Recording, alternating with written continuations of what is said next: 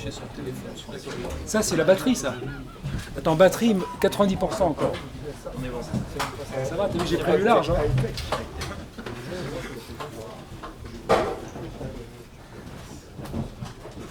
Bon, on va y aller. Bonjour à tous. Bonjour. Peut-être avant de commencer, petit sondage pour savoir, petit panel pour savoir qui on a dans la salle. Qui se considère comme SEO ou expert SEO? Levez la main. J'en vois qui vont. T'as dit expert, donc les gens n'osent pas lever la main. Ouais, mi-expert, amateur SEO aussi. Amateur. Ah, tu vois. Ok, c'est cool. Qui utilise l'IA au quotidien?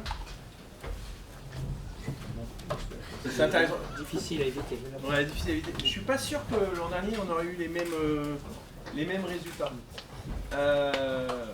Fais encore lever les mains une fois. Ah ouais, d'accord. Allez, Qui veut lever la main? Qui Allez, veut tous la main, on va lever tous la main. Pas trop quand même. Super. Bon, j'espère que vous allez bien. C'est un plaisir d'être là comme chaque année. Je sais pas, c'est mon combienième de NDD, mais 9e, je crois, 8e, je sais plus. J'ai loupé le premier. En tout cas, on a un panel, j'ai la joie d'avoir un panel d'exception aujourd'hui. On va parler, donc vous l'avez compris, intelligence artificielle et référencement naturel. On pourrait rentrer dans les chiffres, mais je crois que les mains levées parlent déjà d'elles-mêmes. On utilise de plus en plus l'intelligence artificielle. On a pas mal de choses qui sont publiées sur les réseaux sociaux. Il paraît que le SEO est mort, comme tous les 15 jours. Je pense qu'on a quelques-uns qui pourront en parler ici. Il est mort à cause de l'intelligence artificielle. Bon, je pense que vous avez tous un avis sur le sujet.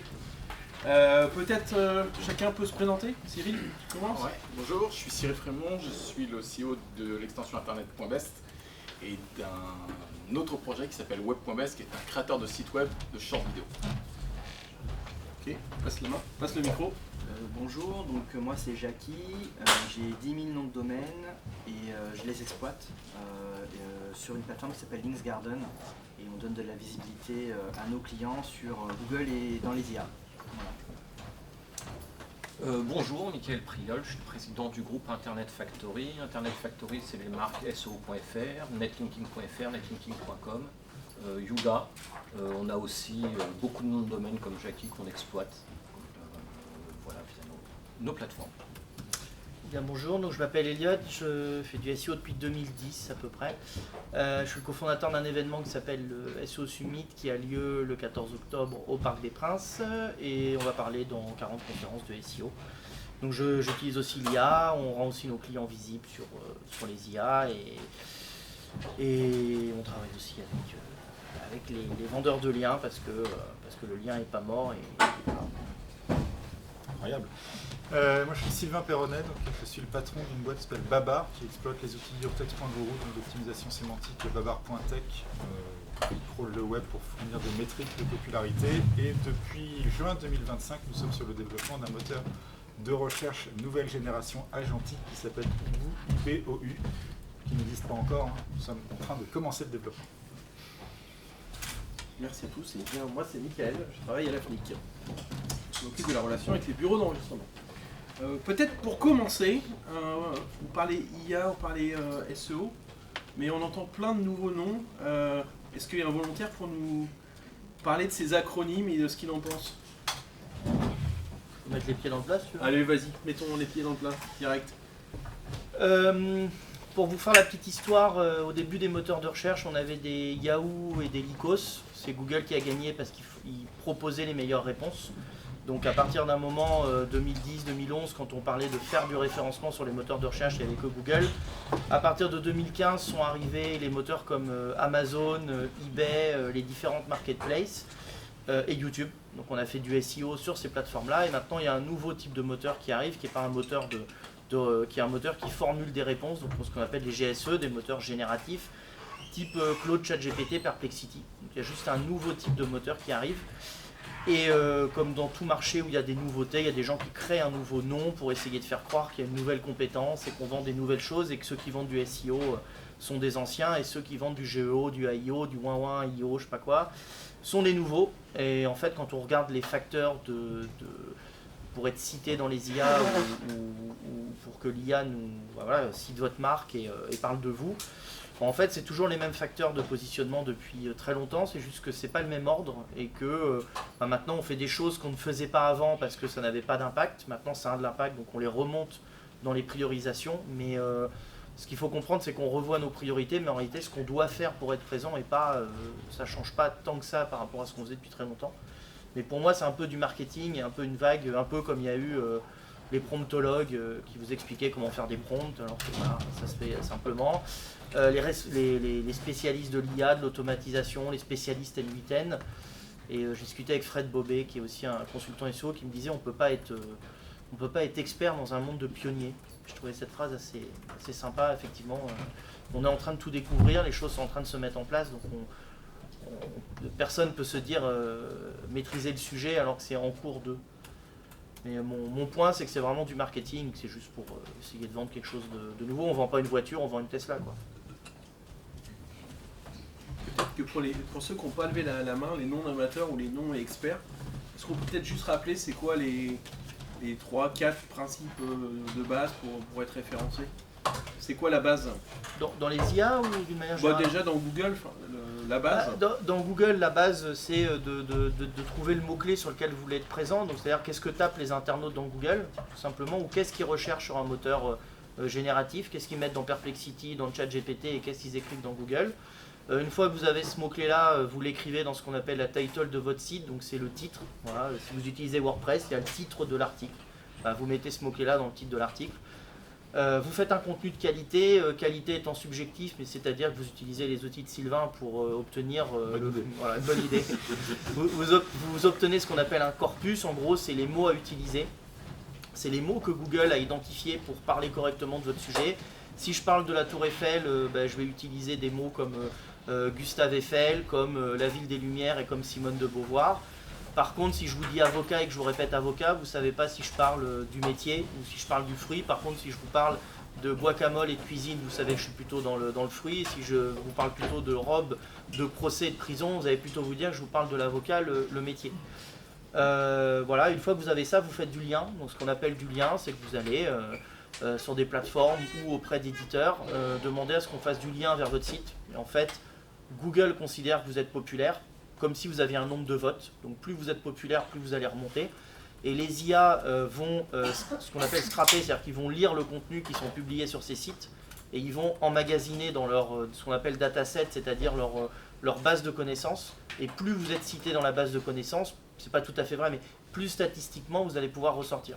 Donc en gros, si vous avez plein de sites sur le web qui parlent de vous, mais qui parlent de vous dans le sens où ils donnent de l'information sur votre marque, vous allez nourrir l'IA, le dataset, et mécaniquement vous allez ressortir avec les bonnes informations. Et quand quelqu'un posera une question type quel est le meilleur événement pour parler des noms de domaines dans le monde, il a le choix entre Domaine Summit, le NDD Camp ou je ne sais quel autre événement.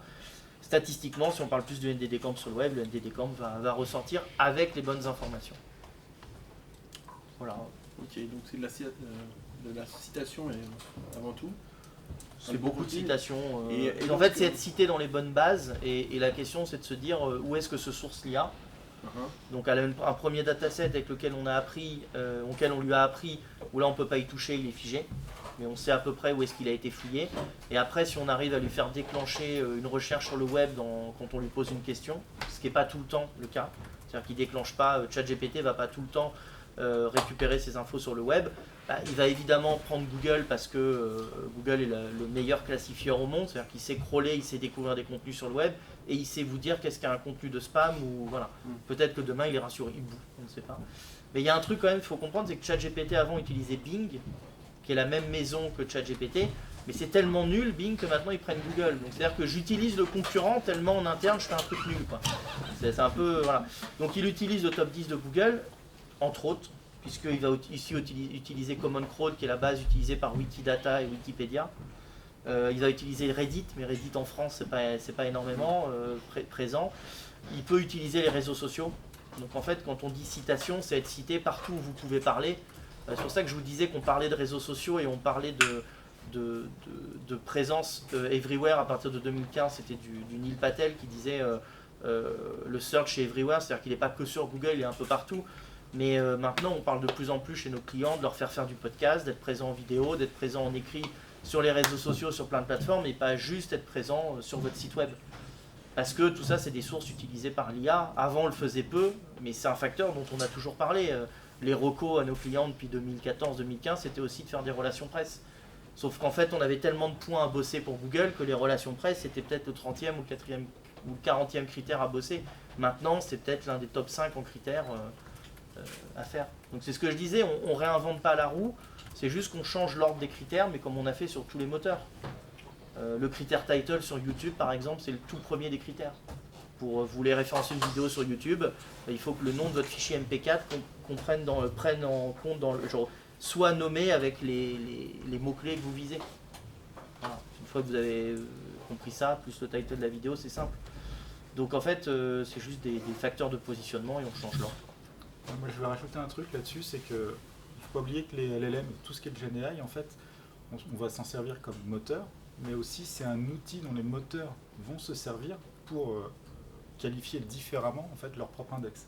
Et en réalité, comme on commence à avoir une meilleure compréhension de la langue quand on a un LLM sous le coude, surtout s'il est bon, c'est beaucoup plus facile de déterminer la qualité des contenus, etc. Donc même les critères qu'on connaissait en SEO standard précédemment deviennent plus difficiles à remplir en fait. Et donc on a simultanément deux choses, ce qui fait que certaines personnes croient qu'un critère disparaît. C'est pas qu'il a disparu, c'est qu'il s'est tellement durci que ce que faisaient les SEO d'une certaine manière, ils doivent simplement le faire mieux maintenant. Donc le critère au contraire n'a pas du tout disparu, mais il doit être appréhendé différemment. Et comme les deux arrivent en même temps, des fois on n'arrive pas à se rendre compte de quoi et quoi. Alors on a beaucoup parlé de citations, et j'ai une question pour toi Jackie, finalement. Les backlinks finalement là-dedans, ça devient quoi, ça bouge, ça évolue, c'est mort? C'est toujours aussi important, puisque, voire même peut-être même plus, puisqu'on veut, l'objectif concrètement c'est de mettre notre information ou l'information qu'on souhaite en avant. Et donc pour ça effectivement on peut faire des backlinks, donc des liens vers des articles qui nous intéressent, ou alors même nous-mêmes générer des articles comme on veut, en tout cas comme ce qu'on veut que l'IA sorte comme information sur notre marque ou sur ce qu'on cherche, sur ce qu'on veut mettre en avant, ou un classement typiquement, voilà, c'est quoi le meilleur outil pour faire telle chose, ou alors c'est quoi la meilleure voiture, c'est quoi le meilleur... Et donc tout ça en fait c'est de l'information qu'on doit d'abord créer, et ensuite on peut le pousser dans les moteurs de recherche, donc notamment dans Google via des backlinks. Et alors tout ce qui est PBN, réseau de blog et autres, est-ce que ça a encore plus d'impact, moins d'impact? Est-ce que ça a de l'intérêt encore aujourd'hui? Plus qu'avant. En tout cas, pour l'IA, oui, plus qu'avant. Puisque l'IA a besoin d'informations elle existe parce que il y a beaucoup d'informations à prendre. Maintenant, c'est à nous de donner cette information à l'IA. Donc, d'où les PBN, donc, qui sont la création de sites, on va dire, pour un sujet ou une thématique. Et on peut le voir par expérimentation, on peut créer 100 articles ou 1000 articles sur un sujet. À un moment donné, l'IA va utiliser ces articles-là pour générer sa réponse. Voilà.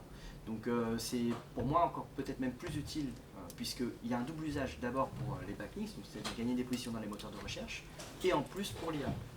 C'est un usage supplémentaire. Je vais proposer une anecdote qui va illustrer ce que je me doutais que tu allais proposer quelque chose derrière. Il y a quelques mois, je préparais une conférence pour le B2B Summit où justement je devais parler de l'IA et je benchmarkais un peu les outils et ce qui se faisait. Et je suis tombé sur une étude de Query qui avait fait des beaux camemberts pour montrer qui ressortait dans les IA. Et donc, ils montraient finalement que sur leur échantillon, je crois, de 60 000 sites, il y avait énormément de sites différents qui étaient cités par les IA. Puis, ils avaient fait un camembert, ils mettaient des exemples. Et puis, je vois un site, je me dis, tiens, je le connais, le nom du site, le village de l'emploi. Et qui a un tout petit site et qui a pas un... Enfin voilà, c'est un petit site. Et en fait, je me dis, je connais ce site. Et en creusant dans ma tête, en fait, c'était un client pour lequel on avait fait des réputations il y a quelque chose comme 4-5 ans. Leur problème, c'est qu'ils avaient eu, comme on peut tous avoir, un client malcontent et qui décide de vous pourrir sur le web et qui s'acharne, un staccanovisme de la mauvaise réputation. Et on avait fait ce qu'on appelle une stratégie de noyage. C'est-à-dire que pour retirer les avis négatifs qu'on ne peut pas les retirer sauf juridiquement, on avait été faire monter d'autres avis ou créer des anecdote contenus, aussi là-dessus à raconter juste après. Créer des contenus qui parlaient du village de l'emploi pour aller les placer devant. On avait un peu bourriné, donc on avait fait beaucoup de backlinks vers leurs deux sites, parce qu'ils avaient leur site et le blog. Donc de mémoire, on avait dû faire 200 backlinks vers leur site principal. On avait créé tout un tas d'articles qui mettaient en avant les qualités du village de l'emploi à l'époque, sur nos sites qui parlent d'emploi, de formation et de choses comme ça. Là, on avait encore fait 300 backlinks. Et sur les articles de presse qui parlaient d'eux, les réseaux sociaux et ceci, on avait encore balancé des backlinks et encore 500 backlinks. Au total, on avait créé 900 liens qui parlaient du village de l'emploi. Et en fait, indirectement, on avait cité la marque Le Village de l'emploi 900 fois, et c'est ce qui leur a donné une très forte visibilité dans les réseaux sociaux. Pardon, dans les images, avec ce petit lapsus. Et voilà, donc on a eu a posteriori un exemple de ce que disait Jackie, où les PBN, ces réseaux de sites thématiques qui servent à pousser en SEO, ont toute une utilité, puisque finalement, ils créent des citations. Je rebondis sur une différence quand même notoire, moi, que je trouve, entre le SEO et le GEO, même si les fondements sont les mêmes. C'est-à-dire que sur le SEO, on va être sur un calcul de PageRank, c'est-à-dire que les liens vont être comptabilisés comme des notes. Sur le GEO, on est plutôt sur un calcul de citation. Mais ça revient un peu au même, c'est d'un côté, il y a un calcul de transmission de PageRank, et l'autre, il y a un nombre de fois où notre marque est citée.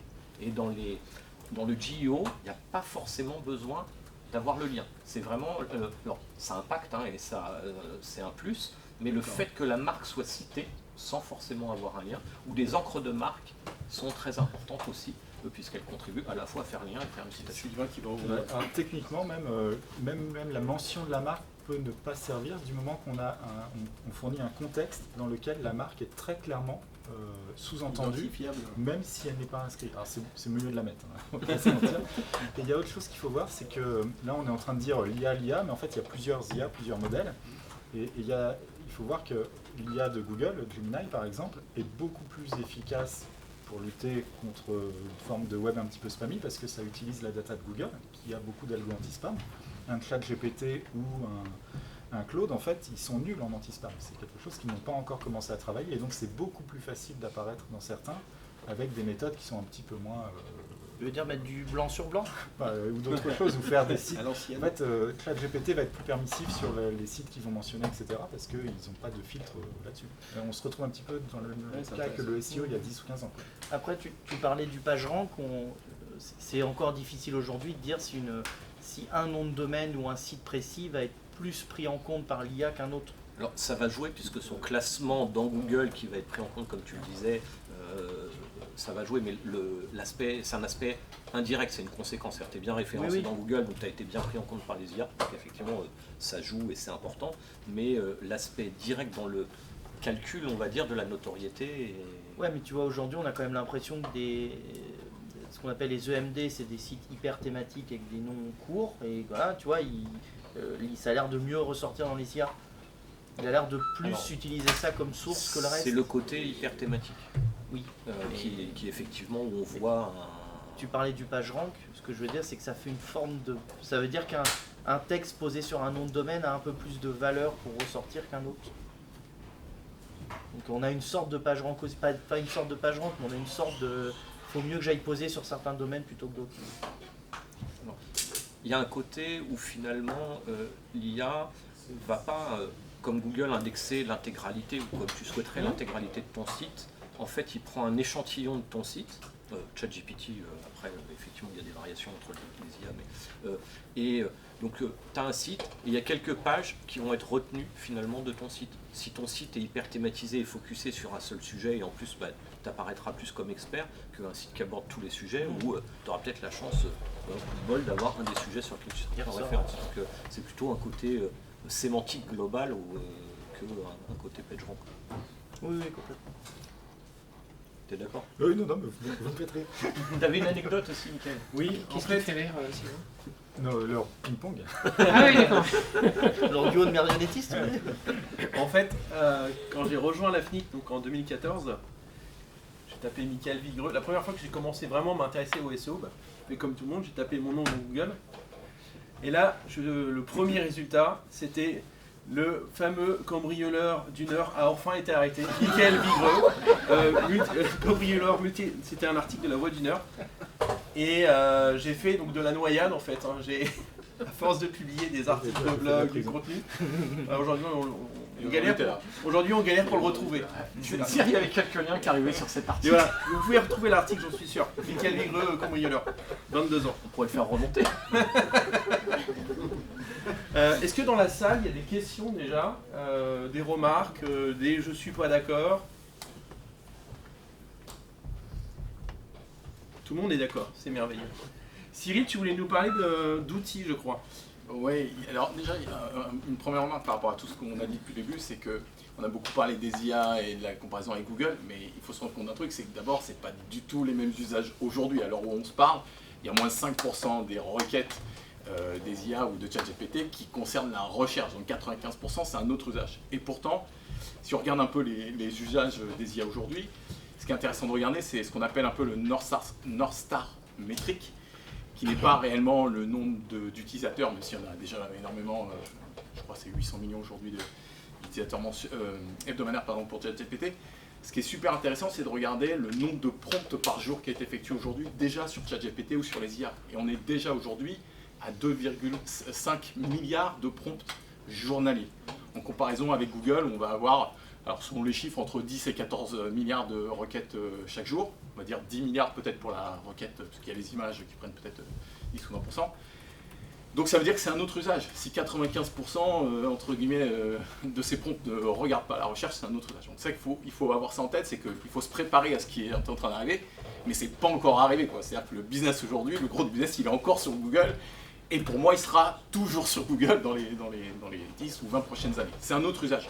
D'ailleurs, si on regarde les usages, ce qui est assez effrayant, c'est que c'est des usages qui vont de plus en plus vers la tendance des réseaux sociaux. C'est-à-dire que les gens utilisent aujourd'hui ChatGPT comme un compagnon de vie.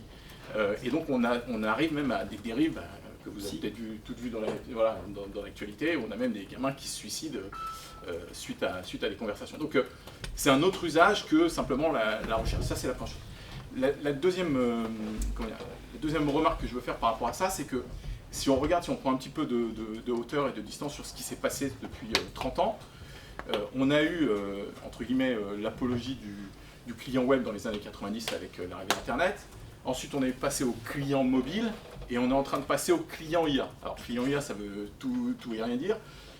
À travers ChatGPT, les chatbots, etc. qu'on a aujourd'hui sur les IA. Mais ce qui est en train de se préparer avec les grands constructeurs, puisque les grandes disruptions arrivent toujours par les devices, c'est que si vous regardez par exemple ChatGPT, ils sont en train de préparer une nouvelle device qui va sortir d'ici moins d'un an avec Johnny Ive, qui était un des créateurs de l'iPhone. Et donc il va y avoir des nouvelles devices qui vont apparaître avec des chatbox IA intégrés. Et donc forcément, comme avec la voix, Alexa ou d'autres systèmes embarqués, il va y avoir une multiplication des clients IA. Donc on est en train de passer du client web au client mobile au client IA. Et si on regarde maintenant ce qui se passe côté serveur, c'est intéressant parce qu'en fait, côté serveur, quand on avait un client web, on avait des sites web. Quand on avait un client mobile, on avait des applications mobiles.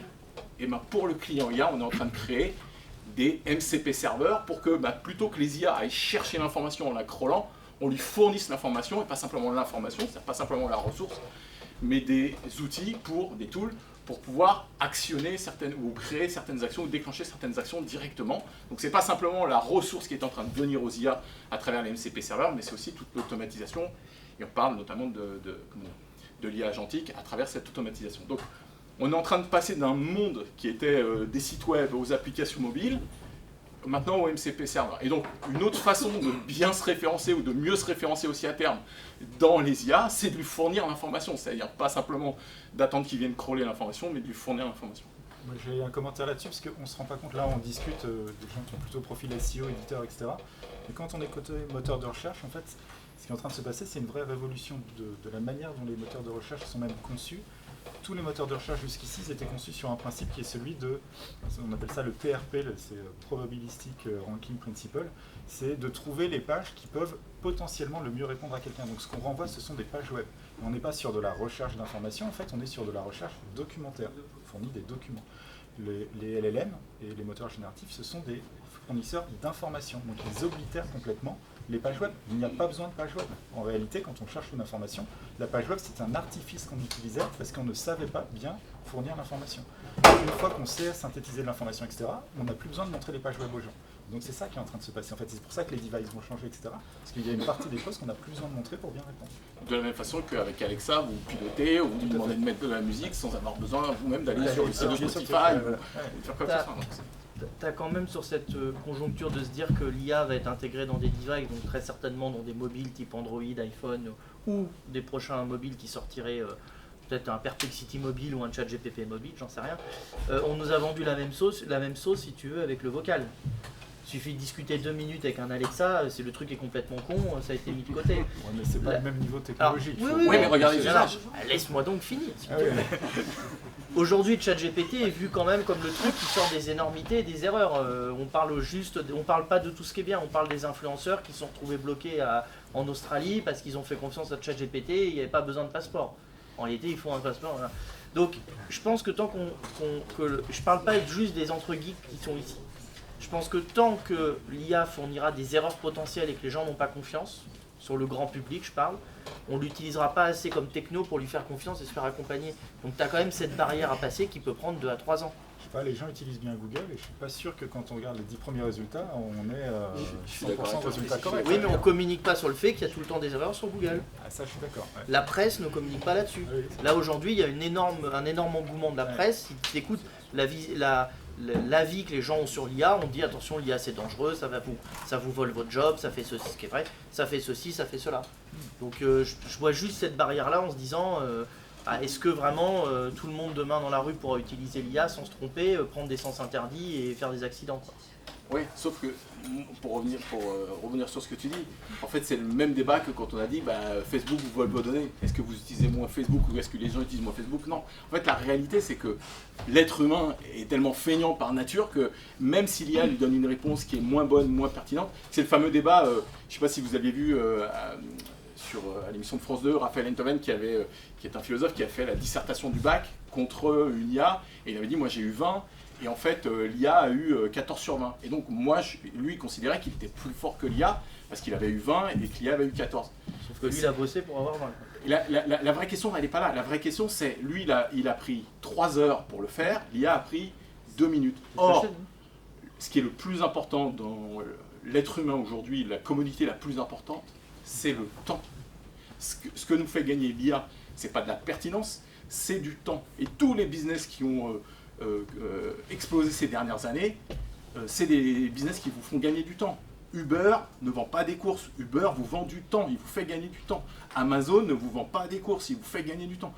Tous les business qui explosent sont des business qui vous font gagner du temps. Or, même si l'information est moins pertinente, fausse, et j'ai vu encore ce matin un truc comme tu disais, comme il n'y a pas de filtre anti-spam aujourd'hui, c'est-à-dire qu'en gros, il raconte tout et n'importe quoi, ou tout et son contraire dans la même phrase.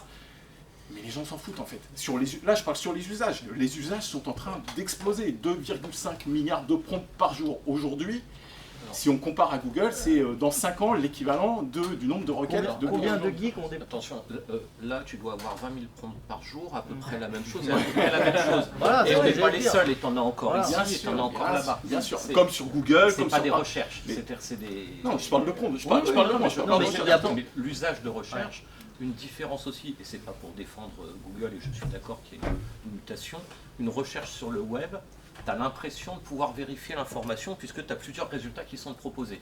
Alors que sur une IA, c'est soit tu fais confiance, et tu bois et tu peux te retrouver bloqué quelque part ou autre et avec des grosses conneries qui sont racontées, ou alors tu vas devoir refaire une recherche à côté sur le web ou approfondir. C'est-à-dire qu'il y a une différence d'usage et il y a des requêtes sur lesquelles oui tu vas faire confiance à l'IA ou d'autres où tu ne feras pas, ça changera certainement, ou peut-être que finalement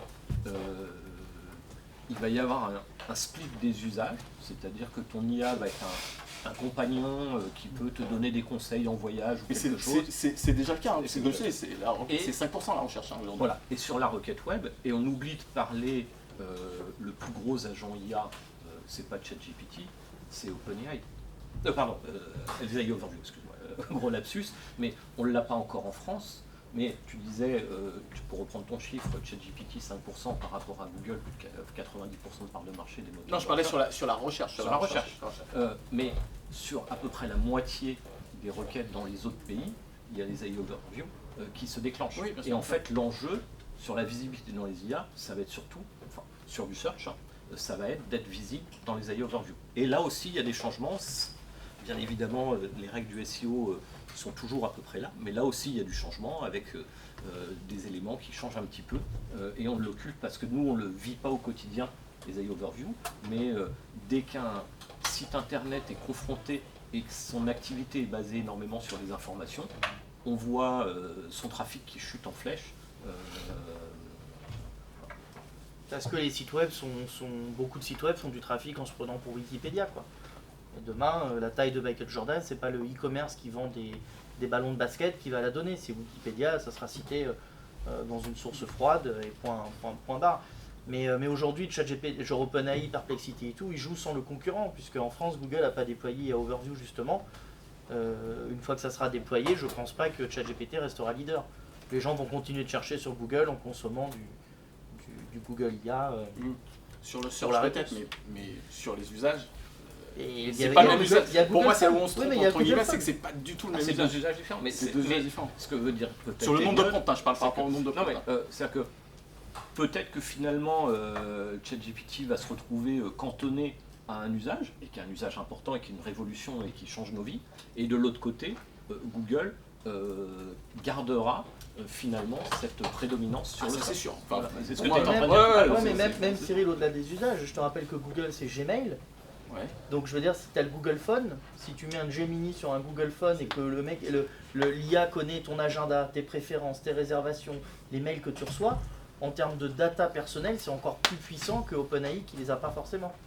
Oui, mais qui les aura à Parce un que moment tu lui donné donneras avec des accès MCP serveurs, complètement. des Bien sûr, extensions bien sûr. où on va automatiser. Mais je suis pas vraiment sûr que même sur un mobile, ça soit ChatGPT qui gagne prochainement. J'en sais rien. Ah je oui, dis oui, ça, je sais pas. Bah, déjà, Ouais. tu as plein de devices qui sont avec Google. hein. Oui, Sur Android tes et mobiles. tout. Oui, bien sûr. J'ai une question. Est-ce que vous pouvez, enfin, qu'est-ce que ça donne au niveau du trafic apporté ces IA génératives aujourd'hui concrètement en fait? Moins de Ça veut dire 5%. aussi comme Grégory ou d'autres qui ont En qualité. voilà, et voilà, un apport de trafic, en qualité de trafic, en conversion aussi, parfois en vente, enfin voilà. Je peux te donner pour moi en tout cas. Chez moi, ça fait 0,08% et le taux de transformation est exactement le même, LLM ou Search. Parce qu'aujourd'hui, on nous vend aussi dans les discours marketing actuels. Tu veux dire ok, les il y a moins agences qui d'apport essayent de trafic, vendre une mais il y a prestation. il y a une meilleure taux de conversion, ça c'est le discours actuel qu'on voit dans Alors moi beaucoup de choses j'ai marketing. vu C'est aussi vrai. sur nos clients de 0,4 à 11% pour là. Donc il y a quelqu'un qui a 11% de son trafic qui vient de Dans quel ChatGPT. secteur? Je peux pas le dire. Ok. Mais c'est pas un secteur mainstream. Ok. Ouais, c'est un mec Ah. qui fait pas d'ads, qui fait pas de Non. SEO, qui fait pas de campagne, et il a une page. Exactement. Et très peu de pages, effectivement. Une dizaine de pages. Après, l'étude dont tu parles, c'est Ahrefs qui a sorti une étude en disant que il convertissait je sais plus combien de fois plus, 23 ou 24 fois plus avec le trafic qui vient des LLM. Personne n'a vérifié l'étude, faut les croire sur parole. J'ai pas vu leur analytics personnellement, donc évidemment c'est un outil qui vend des trucs pour suivre les positions dans les IA, qui vous dit qu'il faut absolument être dans les IA. Si, il y a eu une contre-étude dans Sermon Table qui dit que le taux de transfo il est à peine plus haut, il est légèrement Ah ouais, plus haut. je l'ai pas vu. Ça dépend des business, hein, probablement. milliards, mais- Ça dépend des business parce que typiquement j'ai un client qui est hébergeur web, trafic IA donc moins de 5%, mais taux de transfo plus élevé. Voilà, donc 20-30% plus élevé quand même. Parce que les gens en fait ils se sont bien renseignés à travers sur ChatGPT typiquement et ils avaient envie de convertir à ce moment-là. Donc ça dépend j'imagine des business quoi. Moi j'ai une question pour vous spéciale NDD, parce qu'on est quand même au NDD Camp accessoirement. Donc si on parle un peu de nom de domaine, peut-être que Cyril, d'ailleurs tu pourras aussi nous répondre, mais les nouvelles extensions, les extensions qui sont un peu différentes, qui peuvent donner du sens. Par exemple, je prends par exemple Leclerc qui a sa propre extension. Est-ce que Leclerc avec sa propre extension a une chance plus importante d'être mieux référencé qu'un site normal? Puisqu'on parle de citation, est-ce que ce qu'il y a dans le nom de domaine en fait partie aussi? Ça dépend, non? Ça dépasse. Je te donnerai la réponse le 14 octobre. je vous donnerai des stats d'une étude et justement où j'ai été regardé par extension. D'accord. Quelle est la proportion des gens qui sortent par extension dans ChatGPT. D'accord. Donc j'ai testé le point gourou. Ça doit pas être le mieux. Ce n'est pas le mieux. Ouais. Alors, Ça, je j'ai le pas sais encore maintenant. fait tous les tests et j'ai pas les réponses précises. En SEO, personnellement, j'ai remarqué que le .com est plus fort que le .fr. D'accord. Le point info peut avoir des fois des gros problèmes. J'ai plein de noms de domaine, des exact match en point info, Moi aussi, impossible de les faire décoller. Et pourtant ils n'ont pas d'historique, mais ils bloquent. Et on retrouve un peu les mêmes proportions chez ChatGPT. Donc j'irai creuser la data et pour comparer avec la proportion des extensions dans le monde, parce que c'est normal si tu as moins de points, mais il y a de tout. Enfin de tout. Je n'ai pas encore été voir toutes les petites extensions particulières. Ouais, parce que en fait, il y a un truc qu'il faut comprendre, c'est où se fournissent tous ces gens en data. Ils achètent à ceux qui crawlent le web. Et donc tous les gens qui font du crawl du web full scale, donc à très grande échelle, ils appliquent tous les mêmes règles de priorisation, de prédiction de quels sont les sites importants qu'il faut aller voir souvent, etc. Donc on a tous les mêmes mécanismes qui sont les points bis et les points info, c'est quasiment toujours du spam, donc ils sont toujours dépriorisés. Les points com, les points fr, c'est mainstream, on peut pas. Et donc, en réalité, il y a certaines extensions qui sont mécaniquement plus scrollées que d'autres, et donc elles apparaissent plus souvent dans les datasets. Et comme tout ça c'est fréquentiel, si elles apparaissent plus souvent, littéralement, sont citées plus souvent. C'est mécanique. Donc, en théorie, plus un nom de domaine, une extension de nom de domaine est marginale, donc elle est moins dense dans le web, donc c'est plus dur de trouver les trucs en crawlant au hasard. Et plus elle est spammy, donc par exemple elle a été gratuite à un moment donné et puis tout le monde s'en est emparé pour mettre tout et n'importe quoi dessus, alors en théorie moins elle va apparaître dans les datasets. Et donc probablement in fine être moins citée. Il faut faire des accords entre ceux qui gèrent les extensions et les crawlers, que ça soit plus Donc si facile. dans ma requête j'ai un best, ça change quelque chose ou pas? Aucune idée. Viens au SO Summit, tu auras la réponse. Non, aucune idée. Non, par contre, ce qu'on peut observer quand même, c'est que le branding de l'AI a eu un impact sur le point AI au niveau des noms de domaine, puisqu'en 3 ans, ils sont passés de 50 000 à 600 000. Je ne sais pas où ils vont s'arrêter, mais donc, ça montre quand même que dans l'inconscient collectif ou collectif, je ne sais pas comment dire, il y a un impact sur la création. Il faut dire aussi que depuis aussi quelques mois, avec le vibe coding et les nouveaux outils qui sont en train d'apparaître et qui sont aussi en train de révolutionner la façon dont on crée des sites web, comme dans les années 2000, on a eu les CMS, les WordPress, etc., qui ont révolutionné ou facilité la création de sites internet. Aujourd'hui, avec les Lovable, Bolt, Cursor et autres, on est en train de faire exploser le nombre d'apps ou le nombre de sites également. Et donc forcément, ça a un impact aussi, sur les noms de domaine, les sites et les noms de domaine. Est-ce que le site internet est mort? J'ai entendu ça, je vous pose...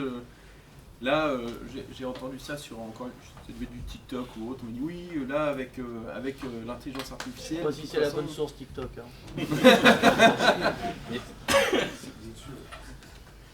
Non mais je préfère poser la question naïvement et j'en fais exprès. C'est pas que je suis pas d'accord avec Cyril aujourd'hui, hein. C'est juste que j'ai des grands doutes moi. Pour avoir essayé d'installer un MCP, hein, c'est l'enfer. Et il manque ceci sur ton PC, il faut aller installer je sais pas quoi qu'on comprend rien. Appelle-moi. Voilà. Personne n'installe, il faut être très clair, hein, aucun hors tech installe un MCP sur son PC pour interroger des trucs sur Claude facilement. Les gens ils veulent du facile. Donc soit on arrive à faciliter l'accès au MCP et effectivement on a un genre de connexion facile avec plein d'API, plein de trucs. C'est pas ça ton Ce nouveau qui business. peut peut-être arriver. Non mais tu vois ce que je veux dire, c'est soit tu arrives à simplifier le Tu me truc fais une ou je te fais une passe merveilleuse, et voilà. après ça me va très bien. Parce que Mais tu veux installer ton MCP en local, tu t'es pas obligé qu'il soit en local ton MCP. Il peut être installé par un tiers qui te fournit un accès, il suffira de payer, c'est tout. D'ailleurs, même voir la fin. Non, pardon, pour répondre à ta question, ouais. je suis à 100% d'accord avec toi, puisqu'on est en train de créer un outil qui permet de transformer n'importe quel site, app, API ou ce que vous voulez en MCP server, sans coder, sans rien faire. Donc, tu peux peut-être expliquer ce que c'est qu'un MCP serveur. Ah ouais, est-ce que déjà, les gens qui savent ce que c'est un MCP déjà? Il y a beaucoup moins de monde que les utilisateurs. Okay. Et combien en ont déjà créé un ou installé un ou connecté un? 3. Okay. J'ai tenté. Alors, je vais dégrossir. Un MCP server, c'est une sorte d'API standardisé, qui a été standardisé par Claude ou par quelques ingénieurs de Claude, et qui est un peu maintenant repris par tous les IA pour être une sorte de gateway, donc de passerelle entre les clients IA et entre guillemets l'information qui va se trouver sur votre site ou dans votre base de données ou par votre API. Donc en gros, c'est une sorte d'API standardisée qui permet de faire deux choses principalement. C'est soit d'accéder à ce qu'on appelle de la ressource, donc accéder à des informations qui seraient présentes sur votre site et que vous voulez donner en accès comme ça de vous-même sans être crawlé aux clients IA. ou par ce qu'on appelle des tools, qui sont des actions qu'on peut effectuer sur des données de votre site, par exemple une réservation, un achat, bref, toutes les actions que vous pouvez paramétrer ou que vous avez déjà paramétrées dans votre propre API. La difficulté, ce que disait Elliot, c'est qu'aujourd'hui, on le voit bien là, très peu de gens savent déjà ce que c'est qu'un MCP, alors que c'est le futur site web ou la future application mobile pour les IA, et encore pire, très peu en ont créé un, ou même connecté un, puisque je suis d'accord avec toi, c'est assez compliqué. Si je dis à mon père de connecter un MCP à Claude, déjà si je dis à mon père de télécharger Claude le client, il ne va pas savoir, mais si en plus je lui dis qu'il faut qu'il aille le connecter, ça ne va pas se faire. Donc effectivement, je suis d'accord, on est encore au stade 0 ou à l'étape 0 de ce truc-là. Mais simplement, ça va évoluer, et ça va évoluer notamment dès lors que le nombre entre guillemets de clients vont exploser, le nombre de nouvelles devices vont exploser, qui seront connectés automatiquement, nativement, c'est-à-dire sans même besoin qu'on ait besoin de les connecter, elles seront connectées nativement au MCP. Un peu comme quand vous achetez un iPhone, vous avez un certain nombre d'applications qui sont déjà préinstallées sur votre téléphone, ça sera la même chose. Excuse-moi, je me suis dit, c'était quoi la question? Qu'est-ce que c'est qu'un MCP? Ah oui, qu'est-ce que c'est qu'un MCP? Donc ça sert à effectuer des actions. Et donc on a nous perçu une opportunité dans tout ça, qui est qu'effectivement personne ou quasiment personne ne sait créer un MCP server facilement. C'est comme créer une API, techniquement parlant. Et donc on s'est dit, pourquoi, puisqu'on est vraiment à l'étape 0, ne pas créer un outil qui permettrait de transformer votre site web en MCP server sans coder quoi que ce soit, un peu une sorte de Lovable, pour ceux qui connaissent Lovable, du MCP server, donc en cliquant sur un bouton, et ça va automatiquement se connecter à votre base de données, à votre API, à votre site web, et plutôt que de le transformer en un PDF, ça va le transformer en un MCP server que les clients IA vont pouvoir interroger nativement ou dynamiquement une fois que c'est connecté. Donc on est en train de créer ce produit-là, et pour tout vous dire, c'est pas nous qui avons créé la technologie, c'est 3 Français qui ont créé cet outil-là, nous on trouve formidable, et qu'on est en train d'essayer de racheter nous-mêmes pour justement le lancer, parce qu'on est convaincu que tous les gens qui ont un site web et qui ont eu une application mobile ensuite voudront avoir un MCP server, et de la même façon, tout le monde n'est pas capable de créer une application mobile, donc tout le monde ne sera pas capable nécessairement de créer un MCP server. Mais avant de remplacer le nom de domaine, t'es quand même un peu loin, c'est-à-dire qu'il faudra que tu centralises, il faudra que les LLM soient d'accord pour aller interroger un genre de MCP global qui intègre lui-même tous les gens qui ont développé leur propre MCP. Non, tu vois, on est loin quand même. Non, mais notre vision, c'est qu'il y aura un MCP Store comme il y a eu l'App Store. Voilà. Les chats GPT, les Claude auront leur MCP Store. Tu vas mettre ton MCP chez ChatGPT MCP Store, et ton site sera donc et ils prendront des commissions sur les transactions qui sont faites par le MCP. Le modèle est déjà... Il y aura quand même un site pour que le MCP le crawl. Bien sûr. Mais le site n'est pas mort, puisque c'était ça. Non, le site au contraire. Mais les humains n'iront jamais peut-être. Oui, voilà, c'est ça. Les humains n'iront peut-être jamais. C'est comme le site de Leroy Merlin ou d'Ikea, on utilise là. Et peut-être que les gens commanderont sur ChatGPT qui passera par le MCP pour commander sur Amazon, qui lui-même commandera sur le site de l'e-commerce. C'est sûr et certain, c'est sûr. Voilà.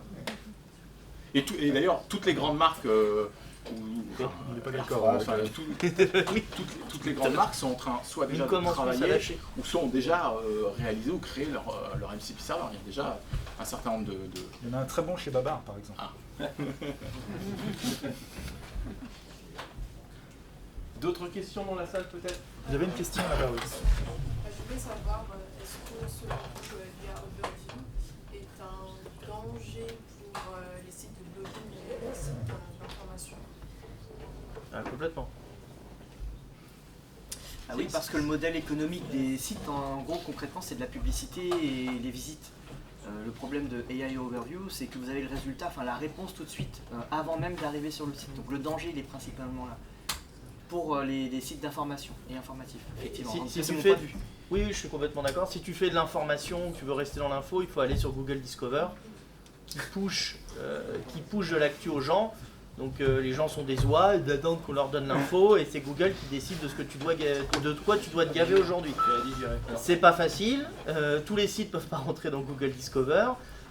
C'est compliqué d'y rester, ça va certainement finir qu'il y aura une liste sélectionnée de médias de un peu sécurité entre guillemets, ou des médias qualitatifs. Voilà, mais j'en reviens moi à mon e-commerce qui génère énormément de trafic avec quelle est la taille de Michael Jordan, quelle est la couleur des chaussures de un tel créateur de la marque machin. Le gars il vend des ballons de basket, tout ce trafic-là, ça faisait joli sur les stats et tout, mais ça amenait peu de chiffre d'affaires. Là, demain, si les IA Overview sont déployés en France, il faudra qu'il oublie de faire du trafic avec ce Mais il pourra ce continuer type à de vendre sur requête. son e-commerce. Complètement. Oui, mais si son trafic était basé sur... Ah. Ouais, mais on prenait tout à l'heure, on parlait de la recherche vocale. En 2018, c'était 50% du trafic, la recherche vocale. OK Google plus la question. Mais à aucun moment, on a demandé OK Google, commande un panier de baskets, livre-le à telle adresse. Non, on se connectait sur le site via Google. En Oui, fait. mais là, le problème en fait qu'elle rencontre, c'est qu'elle, à part son contenu informatif qui permet d'avoir des revenus publicitaires, c'est le problème des médias, hein, eux vont perdre des parts de marché et seront de moins en moins Et c'est pour ça que les IA Overview ne sont pas encore déployés en France, parce que les médias français ne se sont pas encore mis d'accord avec Google.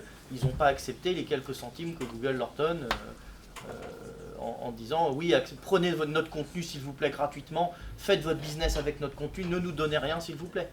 Tu vois, parce que c'est ça qui est en train de se passer. Hein. Si demain Le Monde donne son contenu gratos qui ressort dans les IA Overview et que les visiteurs ne vont plus sur le site du Monde, ils ne s'abonnent plus au Monde, ils ne cliquent pas sur la pub qui est une source de rémunération pour Le Monde, le magazine peut fermer. Donc on est les méchants gaulois, mais sur certains trucs on se laisse quand même pas pigeonner comme un peu partout en Europe. Quoi. Il y a quand même une menace pour le site web à partir du moment où les sites d'information pure représentent quand même une forte proportion de sites web. C'est pour ça qu'en fait il y avait un danger dans les stratégies SEO. Il y a une stratégie qui s'appelait cocon sémantique, où c'en était devenu complètement débile, où on crée du contenu pour créer du contenu, donc on voyait des titres du style quel est le prénom du créateur de la marque machin sur le site d'e-commerce, parce que l'e-commerce vendait la marque A, et du coup on faisait du contenu sur la marque A. Mais en fait personne ne tape cette requête là. Donc voilà, donc faut pas s'étonner que Google ait désindexé énormément de contenu, que ça fait pas de trafic, et ainsi de suite. On va se recentrer sur des requêtes e-commerce pures, achat ballon de basket, achat ballon de basket taille, achat ballon de basket NBA, je connais pas les requêtes. Mais pour être positionné sur cette requête-là, il faut aussi du contenu informatif de type blog pour passer ce qu'on appelle nous du PageRank et ainsi de suite. Donc ça va peut-être plus générer de trafic. Peut-être que ça peut en générer par des newsletters ou les réseaux sociaux. C'est peut-être du contenu intéressant pour vos clients potentiels, vos prospects. Mais ce trafic-là va peut-être arriver à zéro. Mais après, on a dit pareil avec les P0. On a dit pareil avec la météo, les résultats de match de foot. Quand je tape le résultat d'un match de foot, moi je m'en fiche du foot, mais je vois les gens autour de moi, ils ont quand même envie de savoir ce qui s'est passé. Donc Google, il vous donne juste le résultat, 2-0. On a quand même envie de cliquer, d'avoir un résumé, de voir une vidéo, d'entendre ce qui s'est passé. Quand on dit demain il va pleuvoir, on va quand même cliquer sur l'app, sur l'application pour savoir à quelle heure il pleut. Pareil sur une P0, on nous dit quelle est la taille de Michael Jordan, il fait, j'en sais rien, 2 mètres 0. Combien 1,98. Ok, il fait 1,98. Il est pas plus grand ça? Non, tu crois les conneries de ChatGPT? Pardon. Je me suis fait avoir, mince. On est bien payé aujourd'hui, c'est ce qu'il nous a dit. 1,98, mais peut-être que j'ai envie de savoir d'autres choses. Donc je vais peut-être quand même cliquer sur cette P0. Donc ce qu'on appelle la position 0, c'est où Google te donnait un peu la réponse, mais il volait une partie de ton contenu, il la donnait gratuitement sur son moteur et les gens n'avaient pas besoin de cliquer, d'aller sur le site pour lire. Mais en fait, tu vas pas te limiter à la taille, tu vas peut-être aller cliquer pour voir d'autres choses. Donc tu vas être targeté par les pixels de pub, tu vas avoir des bannières, tu vas peut-être avoir des pubs sur le propre site qui te dit achète le ballon, achète les super Nike, je sais pas quoi, Michael Jordan. Et ça a diminué, mais il y avait encore de la visite. En fait, l'usage classique de Google, où on lui posait nos questions et on avait plusieurs usages, se split en trois. D'un côté, on a les IA type compagnons, qui vont nous raconter une histoire. On va avoir je suis en quête d'information et de divertissement. Je vais partir sur les Discover et Hibou va vous en préparer un bien. Et puis il y a j'ai besoin d'acheter quelque chose. Alors je peux être renvoyé sur ces choses-là par des circuits publicitaires, mais où je vais où j'ai besoin d'informations précises sur une entreprise, je vais aller sur son site et qui restera toujours une vitrine virtuelle, même si effectivement les apps peuvent compléter. Donc dans votre cas où vous êtes monocanal sur je donne du contenu informatif, effectivement ce que suggérait Elliot d'arriver à prendre le virage d'un Discover ou de visibilité plutôt sur les réseaux sociaux peut être intéressant. Maintenant, tous les contenus informatifs, enfin toutes les requêtes informatives, pardon, ne déclenchent pas forcément des AI overview. Hein, c'est entre 60 et 70%. Donc il y a quand même encore du trafic informatif qui arrive sur les sites, mais la baisse est quand même très très significative. Et 70% de trafic en moins, si les revenus sont basés sur ce trafic pour de la publicité, c'est une entreprise qui vit, une entreprise qui meurt. C'est pareil, est-ce qu'il y a des chiffres là-dessus? Parce que c'est tout et n'importe quoi ce qu'on entend. Donc, est-ce que vous aviez des chiffres? Pour l'instant, il y a des chiffres où IA Overview est déployé, quoi. Minimum 30 ans. Ouais. Ça n'allait pas. Après, il y a un autre mécanisme aussi, et Sylvain sera plus précis que moi dans l'explication, mais il y a un mécanisme sur les résultats sur les pages de résultats de Google qui font que si vous cliquez pas sur les premiers résultats, mécaniquement les résultats les plus cliqués remontent. Et on voit des requêtes où en fait les IA Overview descendent parce que ça ne répond pas à l'usage et à l'intention de recherche de l'internaute. C'est-à-dire que Google lui sort une IA Overview avec une réponse préfaite, mais c'est pas le meilleur, c'est pas ce que cherchait l'internaute, il descend et il veut encore cliquer sur un site web. Donc le site web remonte et l'IA Overview redescend mécaniquement. Par exemple, sur LinkedIn, je suis tombée sur pas mal de consultants SEO qui disaient de faire... C'est compliqué LinkedIn avec les consultants SEO, c'est un peu comme TikTok quoi. Vous avez déjà croisé un Elliot Bobier par hasard? de faire un résumé de son texte. T'as une flûte sur toi, non? Je sais pas comment le dire gentiment, mais faut pas écouter ce qu'il y a sur LinkedIn. C'est que des conneries. Ils vont te dire de mettre un LLM TXT. Il n'y a aucune preuve que le LLM TXT t'aide à te faire crawler. Ils vont te dire, voilà. Ils vont te dire, faut faire des petits morceaux de 150 mots et bien parser ton texte et bien mettre des traits entre tes paragraphes pour que l'IA comprenne bien. Elle n'a pas du tout besoin qu'on lui mette des traits. Et il sait ce qu'il dit parce qu'il parle beaucoup sur LinkedIn. D'ailleurs, son ordinateur est en train de tourner là-bas. Non mais je vois malheureusement tous ces trucs-là à lire et si je pourrais passer mes journées à venir expliquer ce qui ne va pas dans le poste des gens. Donc oui, mais c'est très bien. Ici, tu peux la poser, mais ne prends pas LinkedIn comme une source d'apprentissage SEO. Va sur des magazines comme Abondance, au regard du podcast, ou un billet pour le SEO Summit. L'early bird finit lundi. T'as un code promo, tu vois. Il nous reste 15 minutes encore. Mais est-ce qu'il y a d'autres questions? Est-ce qu'on peut en savoir plus sur le projet de... Hibou? Bah oui, quand même. Ouais, je peux, c'est quoi Hibou alors? Je peux en parler, mais donc on lance un projet de moteur agentique, génératif, conversationnel, vous dites comme vous voulez. Une chaîne de LLM et de la data qualifiée avec 3 verticales, un équivalent de Google Discover mais qualitatif, en fait qui est quasiment fini. Il faut que je parle plus fort, ça va être plus dur, mais qui est plus qualitatif et qui notamment dans nos premiers tests on voit qu'on est trop qualitatif puisqu'on fait disparaître 95% de l'index qu'on a avec les premiers filtres, donc c'est assez warrior. Une verticale image qui est vraiment la vraie compréhension des images, un peu comme fait Google Lens en fait, mais équivalent, voilà. Et un moteur de recherche pur et dur, et justement c'est amusant moi quand je l'entends parce que je sais ce qu'on prévoit de faire. En réalité, c'est l'usage qu'il faut changer aussi sur les moteurs. Aujourd'hui, tout le monde est en train de réfléchir sur... alors on doit passer de... On a des listes de pages qu'on doit lire à... il faut essayer de comprendre comment le LLM synthétise l'information. Mais en réalité, un LLM qui répond bien aux gens, il ne fait pas qu'une synthèse de l'information en donnant une seule information, en fait. Si vous êtes en train de discuter avec quelqu'un, parce que moi, il faut le voir comme ça, je pense. Le use case, c'est... vous avez quelqu'un qui est allé regarder plein de trucs, plein de livres, etc. Et vous lui posez des questions. Parce que vous n'avez pas le temps de faire le même travail que lui. Et cette personne synthétise pour vous quelque chose. C'est personnalisé déjà. La personne vous connaît. Dit ah tu veux aller en vacances, mais bon je sais que voilà, ton genou te fait mal, donc je vais éviter de t'envoyer au ski, etc. Ça c'est le vécu. Ensuite, dans cette discussion, la personne va interagir avec vous. Tu veux partir en vacances, mais tu es plutôt de bonne humeur ou de mauvaise humeur en ce moment, au soleil ou pas au soleil. Ça va permettre de... Et donc en fait c'est une interaction qui fait les choses. Il faut sortir de ce paradigme, une question, une réponse. En fait un moteur de recherche d'information, c'est pas une question, une réponse. C'est un dialogue et c'est aussi présenter plusieurs points de vue simultanément, etc. Quand on fait une recherche d'information, par exemple, qu'est-ce qui fait qu'on lit Le Monde ou Le Figaro ou Valeurs Actuelles ou je sais pas quoi? C'est des fois qu'on a une orientation politique. Mais si on est assez neutre dans le fond, on veut avoir plusieurs points de vue. Donc en fait, on voudrait que le moteur, idéalement, avant il présente plusieurs points de vue, parce qu'il présente 10 pages, et donc on peut aller voir plusieurs points de vue. Ça c'est bien, ça casse un peu la bulle de filtre. Donc il faut le préserver.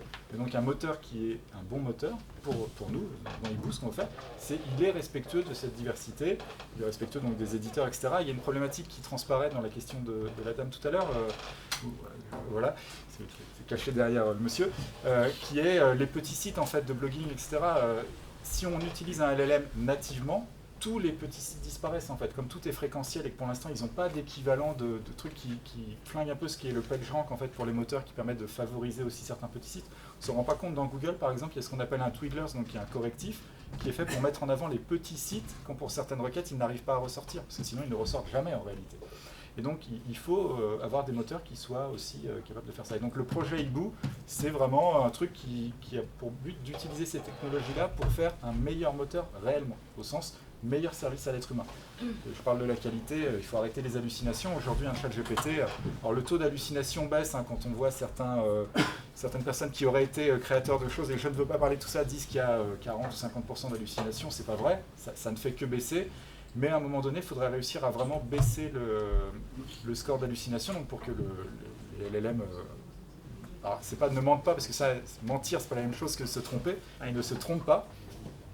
Et aujourd'hui, si on passait par exemple sous les 5%, ce serait exceptionnel, puisque 5%, on peut estimer qu'on commence à être en phase avec la probabilité de trouver une erreur quand on lit Wikipédia, par exemple. Donc ce sera déjà pas mal de faire ce genre de choses. Et il manque quoi aujourd'hui pour qu'on y arrive? C'est un vrai problème algorithmique, en fait. Aujourd'hui, la seule manière dont les gens arrivent à lutter contre les hallucinations, c'est jouer LLM contre LLM. Il y en a un qui dit, il y en a un autre qui vérifie. Mais à un moment donné, il y a toujours des cas où les deux se plantent. Et donc, il faut des algos nouveaux sur la manière dont statistiquement on stocke l'information et on la récupère. Donc, c'est pas du tout évident à faire. Il y a des articles de recherche qui sont sortis là-dessus il n'y a pas longtemps. Qu'est-ce que tu as comme cas d'exemple où des multi-appels LLM continuent à se tromper? Parce que moi, globalement... Oui, mais toi, tu parles du même LLM que tu appelles de manière récurrente. Non. En général, je prends 2-3 LLM. L'exemple type, c'est que je prends un contenu généré par ChatGPT qui m'a l'air foireux. J'envoie par exemple à Perplexity qui a une autre méthode de contrôle, dit c'est bourré de fautes, vérifie tout. Globalement, le taux d'erreur résiduelle il est vraiment très faible en faisant ça. Ça doit dépendre des secteurs. Tu prends n'importe quel truc sur même des faits physiques, de l'astronomie, tu auras des erreurs. Une chaîne de vérification, si l'information réelle est très peu fréquente en fait et que les gens se trompent souvent en l'exprimant, en fait ça ressort pas. D'accord, donc ça c'est les biais statistiques, mais tu auras la même erreur en fait en allant sur Google. Ah mais je sais pas. Non mais attention, je pensais qu'il disait correction. Google n'est absolument pas un étalon de qualité. Hein. Les résultats d'un moteur de recherche comme Google, on les trouve bons, mais ils ne sont pas bons. Voilà. Les résultats de Bing, ils sont pas bons et on ne les trouve pas bons. C'est dans le niveau d'au-dessus. Voilà. Mais par contre, c'est pas très bon en fait, la plupart du temps. D'ailleurs, parce que la plupart des sites, je suis désolé de ce que je vais dire, parce que peut-être c'est certains, mais ils essayent de nous vendre des trucs en mentant. Donc, quoi? Comment? Pareil, en fait, c'est une question que je me suis toujours posée, j'ai pas vraiment de réponse. On va dire que dans les différents LLM existants, est-ce qu'il y a des garde-fous contre les problèmes de pondération? J'appuie sur un bouton, je génère 1 million de contenus qui vont être indexés par LLM en disant la Terre est plate. Statistiquement parlant, au prochain passage, en fait, ça risque de poser problème. Il y a deux trucs qu'il ne faut pas confondre, c'est le LLM et l'outil qu'on utilise. L'outil qu'on utilise, ChatGPT, ça n'est pas un LLM. Il faut en avoir conscience. Hein. Le LLM, c'est juste la partie qui discute. ChatGPT, c'est l'alliance entre un LLM qui sort des phrases et un deuxième modèle, qui est un modèle d'évaluation-récompense, qui dit si oui ou non la réponse est admissible et doit être montrée à l'être humain. Et donc en fait, l'alignement créé par ce deuxième modèle, c'est ça qui va éviter certains problèmes, par exemple de biais culturels, statistiques, etc. Mais ça va rentrer dans ton modèle par contre. Tu as aussi ça en fait quand tu requêtes les modèles en direct. Mais c'est un nom, ce phénomène, ça s'appelle le modèle collapse. C'est quand le modèle, au final, devient de plus en plus mauvais à cause de ça. Et c'est inhérent au concept de modèle. On ne peut pas s'affranchir de ce problème-là. Mais est-ce que la question c'est, est-ce que le modèle se trompe aujourd'hui? Tu disais tout à l'heure, par exemple, ce qui serait bien, c'est d'arriver à 5%, ce qui est à peu près le taux d'erreur qu'on peut trouver dans Wikipédia. Mais ma perception du truc qui est peut-être complètement fausse, c'est que en fait, on a 50% de biens communs. C'est-à-dire qu'en gros, ce que tu disais, c'est la recherche peut-être sur un truc d'astronomie hyper pointu, ou la dissertation de philosophie de Raphaël Enthoven, pour moi, c'est des trucs qui sont hyper pointus.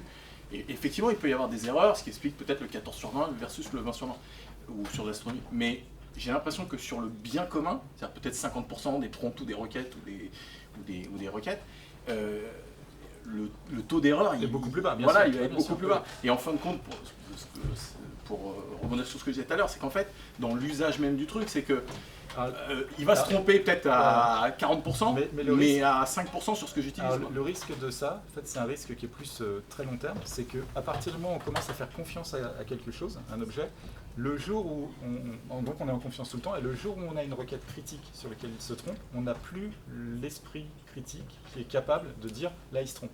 Je discute avec le chat GPT de comment faire mon jardin, etc. Il est bon pendant 2 ans. À un moment donné, j'ai un bouton bizarre sur la peau, je prends la photo, je demande à ChatGPT ce que ça, il me dit c'est rien du tout, tu peux y aller. 6 mois plus tard, j'ai un mélanome, je suis mort. En fait, parce que je lui ai fait confiance.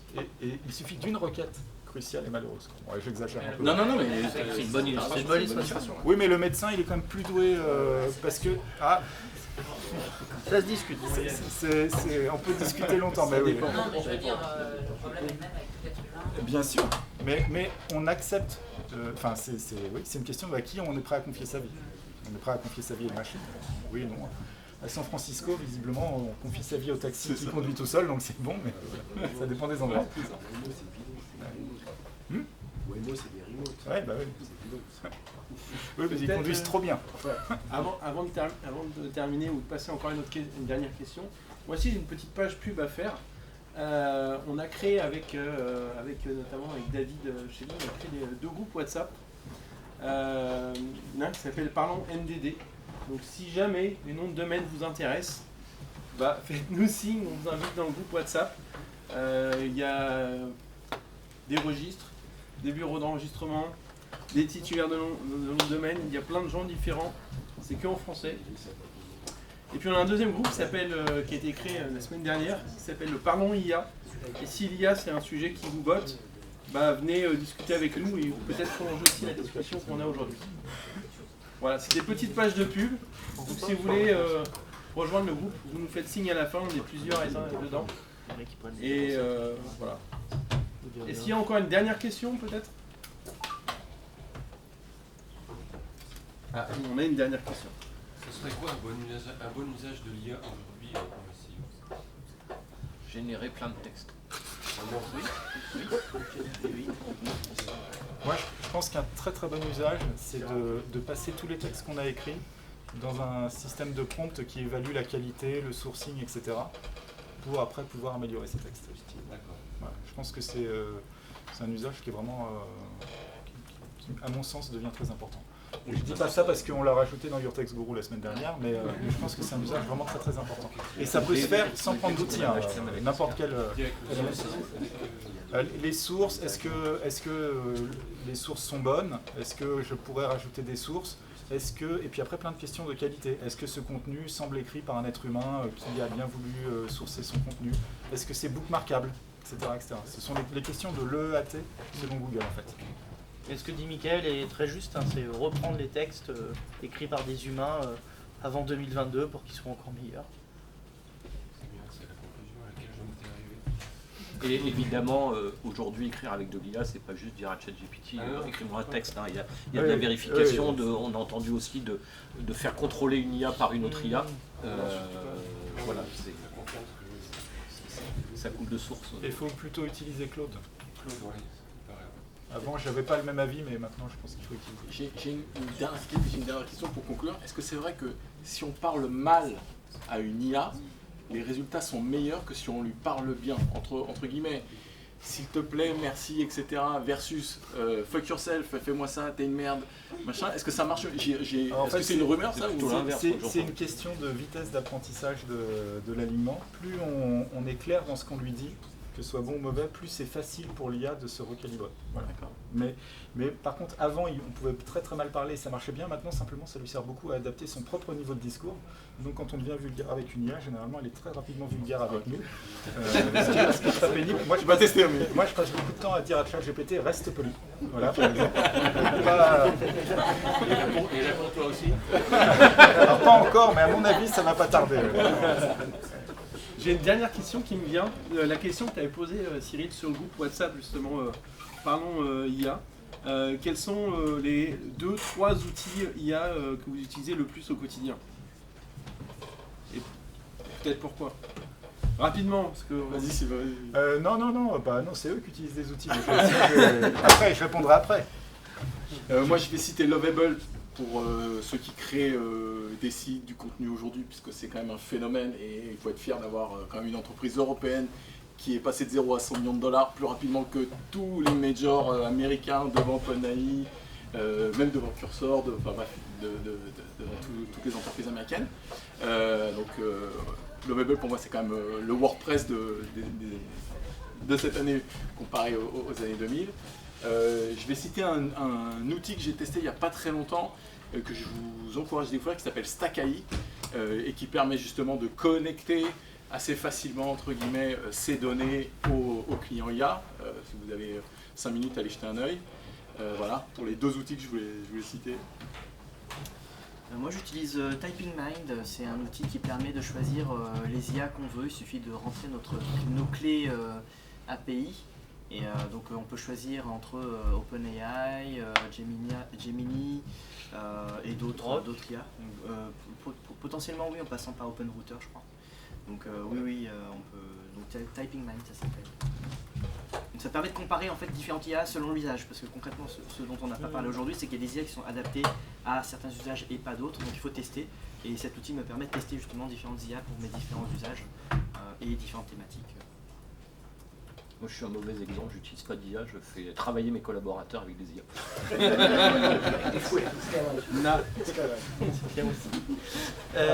D'ailleurs, lesquels tu utilises? Toi qui es fouetté, alors qu'est-ce que tu utilises? Claude pour tout ce qui est contenu, et en complément de ce que tu disais Jackie, Mistral.ai, Mammouth.ai qui vous permet aussi d'avoir... J'ai eu peur. Pardon. Mammouth.ai qui vous permet aussi d'avoir tous les modèles, Llama, Grok, Flux, ChatGPT, je sais pas quoi, et vous appelez le modèle que vous voulez en fonction de ce que vous avez à faire.